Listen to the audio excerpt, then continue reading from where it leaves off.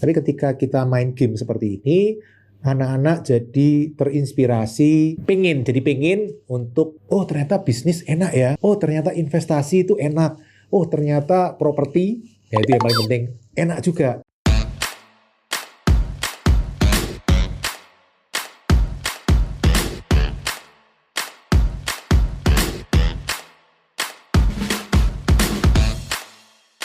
Halo teman-teman, ketemu lagi di channel Pipo. Hari ini kita ngobrol-ngobrol tentang mainan game. Game ini teman-teman yang selalu saya pakai untuk mengajarkan bisnis dan keuangan ke anak-anak saya, termasuk juga untuk mempererat hubungan di antara kita teman-teman ya, supaya mempunyai banyak quality time. Biasa saya main game ini ketika weekend, Sabtu malam, kadang juga Jumat malam kalau mereka lagi santai, atau Minggu malam juga. Nah, game ini teman-teman nanti kita sebutin ya. Tunggu. Yang baru pertama kali join, perkenalkan, nama saya Pipo, saya investor properti. Nah, properti-properti yang saya suka adalah properti-properti yang menghasilkan passive income. Ada properti yang disewakan. Nah, ketika disewakan kan kita nggak kerja, tapi propertinya tetap menghasilkan uang sewa bagi kita. Itu salah satu contoh. Selain itu, bisa juga ada bisnis bagi hasil di atasnya. Jadi orang lain bisnis di situ, kita bagi hasil. Atau bisa juga ada bisnis yang ada operatornya di atas properti tersebut. Atau bisa juga ada bisnis yang sudah tersistematis dengan baik sehingga bisa jalan tanpa setiap hari harus kita ke sana. Contohnya minimarket waralaba atau toko ban motor franchise. Nah teman-teman, game yang akan saya bahas ini menurut saya bagus teman-teman. Kita menyebutnya sebagai board game. Apa itu board game? Nah mungkin kalau teman-teman melihat seperti monopoli gitu ya. Itu monopoli salah satu bentuk board game yang paling tua. Nah setelah ada monopoli berkembang. Permainan board game ini berkembang. Dan hari ini rata-rata ratusan judul board game keluar setiap bulan teman-teman. Temanya macam-macam. Ada yang tema bisnis, ada yang temanya saham, ada yang temanya properti, ada yang temanya hero-hero, wah pahlawan gitu, ada yang explore ke Mars, ada yang tema-tema zaman Mediterania tahun 1300, 1200, zaman-zaman seperti itu ya teman-teman, ada juga. Jadi jenisnya banyak sekali. Nah, game ini teman-teman, saya sharing ke teman-teman, kenapa? Karena saya melihat ini bagus untuk menumbuhkan minat terhadap bisnis, terhadap keuangan, terhadap investasi, terhadap properti dari anak-anak. Belajar paling enak dengan bermain, teman-teman. Kalau belajar modelnya dicekoi seperti itu, susah. Tapi ketika kita main game seperti ini, anak-anak jadi terinspirasi, pengen untuk, oh ternyata bisnis enak ya, oh ternyata investasi itu enak, oh ternyata properti, ya itu yang paling penting, enak juga. Nah itu yang kita ingin sharingkan. Dan satu lagi teman-teman yang saya alamin adalah kita jadi mempunyai banyak quality time, benar-benar bisa dengan anak-anak. Contoh ya teman-teman yang saya miliki, saya ada beberapa. Kalau yang temanya properti itu ada Cape May seperti ini. Nah ceritanya kita invest properti di daerah Cape May. Cape May itu suatu daerah di Amerika, di New Jersey sana.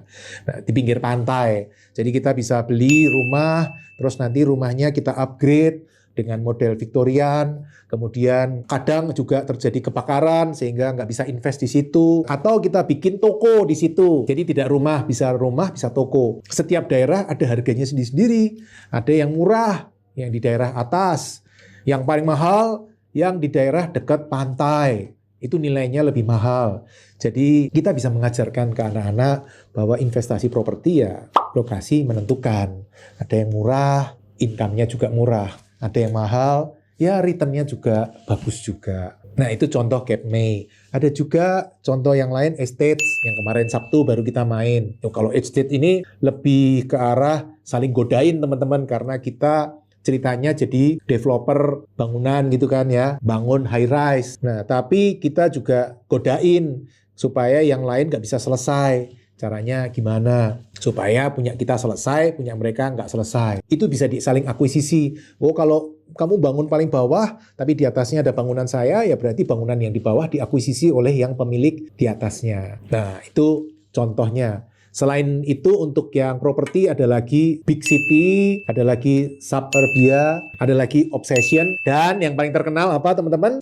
Favorit saya dan favorit anak saya yang paling kecil, Cashflow 101. Cashflow 101 ini game yang dibuat oleh Robert Kiyosaki untuk melengkapi buku Rich Dad Poor Dad. Di game itu nanti ceritanya setiap orang punya profesi sendiri-sendiri. Ada yang jadi supir truk, ada yang jadi teknisi, ada yang jadi dokter, ada yang jadi lawyer, ada yang jadi perawat. Nah, masing-masing punya gaji sendiri-sendiri, kemudian masing-masing juga punya kesempatan untuk berinvestasi properti. Nah, lucunya lagi ketika main kadang-kadang dapat kalau jatuh ke peta baby, kita jadi punya anak. Nah, ketika punya anak, maka expense atau pengeluarannya jadi naik. Nah, cepet-cepetan tuh antara expense dengan income kita. Caranya income gimana? Ya kita beli kesempatan, opportunity. Ada opportunity besar, ada opportunity kecil. Nah, ketika opportunity kecil biasa rata-rata di bawah berapa ya? 5.000 atau 6.000 dolar ceritanya. Jadi kalau mulai pertama ya beli yang opportunity kecil, jangan beli opportunity gede. Nah, ketika opportunity kecil macam-macam, bisa jual beli koin, bisa beli bisnis, bisa beli saham, bisa beli obligasi. Nah, yang paling seru, yang paling penting kan kita beli properti. Nah, properti kita juga harus milih. Mau propertinya tanah kosong, kadang kita juga dapat properti yang bentuknya duplex atau rumah yang sambung gitu. Ada juga apartemen, beda-beda. Nah, dari situ kita harus ngitung. Cashflow 101 ini termasuk yang saya rekomen teman-teman. Dan anak saya yang kecil, yang baru SMP kelas 1, senang sekali permainan Cashflow 101 ini.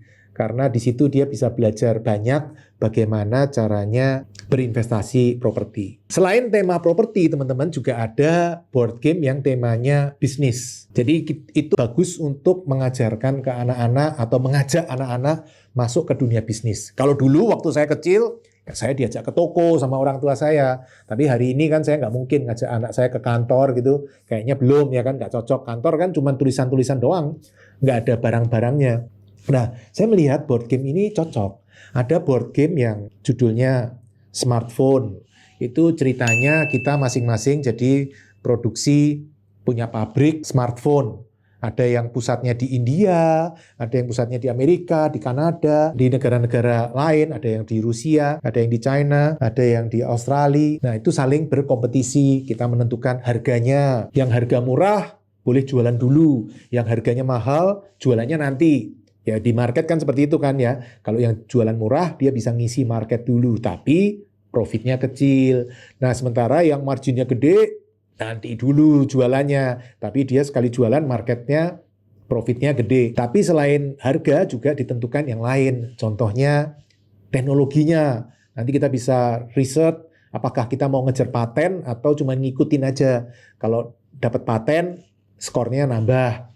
Kalau cuman ngikutin ya lebih murah. Teknologinya ada 3G, ada baterai, macam-macam lah teman-teman. Seru, itu termasuk salah satu game yang paling saya sukai. Selain model bisnis smartphone seperti itu juga ada rival restoran yang ceritanya restoran gitu kan. Masing-masing punya restoran, kamu bikin menu apa nih? Oh, bikin masakan Perancis atau masakan Italia atau masakan Vietnam, Korea. Yang ini bikin apa? Terus nanti rebutan ceritanya ke pasar, terus bisa saling gangguin, bisa kirim hal-hal yang lain untuk gangguin musuhnya.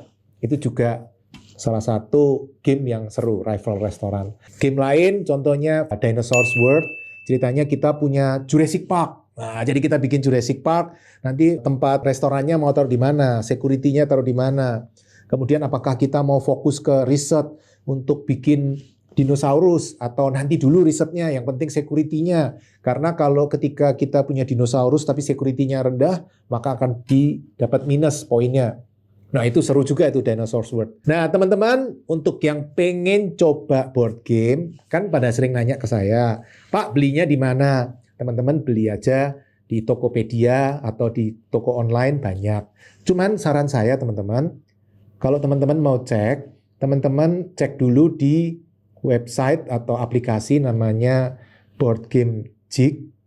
Nah, itu teman-teman lihat tingkat kesulitannya berapa, bisa berapa orang, terus direkomen atau enggak. Biasa yang direkomen itu yang skornya 7,5 ke atas. Paling top 8, 8,5. Tapi yang 6 atau ke bawah itu biasa tidak terlalu direkomen. Nah, teman-teman pilih yang recommended. Kemudian tingkat kesulitan itu penting loh teman-teman. Karena kalau gamenya kan tingkat kesulitan maksimal 5. Teman-teman, saran saya pilih yang 2. 1,5 sampai 2, maksimal 3, teman-teman. Kalau gamenya terlalu susah, main gamenya udah jadi nggak seru lagi, kebanyakan mikir. Kita kan game tujuannya untuk senang-senang dengan keluarga. Tapi tentu beda ya, kalau teman-teman memang targetnya mau mikir berat-berat, ya nggak apa-apa juga. Tapi kalau saya lebih senang fun dengan keluarga, sambil ketawa-ketawa sama anak istri, saling godain, main game, ngobrol-ngobrol, seru juga. Nah, itu untuk teman-teman yang pengen datang, sebenarnya ada pameran Jakarta Tabletop Expo tanggal 11 sampai 13 November di Mall Taman Anggrek, Jakarta. 11 sampai 13 November 2022 di Taman Anggrek, Jakarta. Nanti teman-teman bisa ke sana, teman-teman lihat-lihat, teman-teman bisa pelajarin. Untuk teman-teman yang di Jakarta juga ada toko-toko board game, tapi lebih seru datang ke pameran ya. Untuk teman-teman yang di kota lain, Surabaya, saya tahu ada toko board game juga, Solo juga banyak, Bandung juga banyak, mungkin daerah-daerah lain juga banyak, tapi saya kurang paham. Kalau Jakarta saya hafal. Oke teman-teman, yuk kita ajarin anak-anak kita mulai suka dengan bisnis, keuangan, investasi, properti dengan board game ini. Oke, kita ketemu lain kali. Salam Passive Income Property. Terima kasih telah mengikuti video hingga selesai. Untuk yang belum subscribe, ayo subscribe channel Pipo Hargianto dan klik lonceng notifikasi untuk mengikuti video-video selanjutnya. Teman-teman juga bisa mengikuti seminar-seminar gratis yang saya bagikan. Silakan daftar melalui nomor berikut.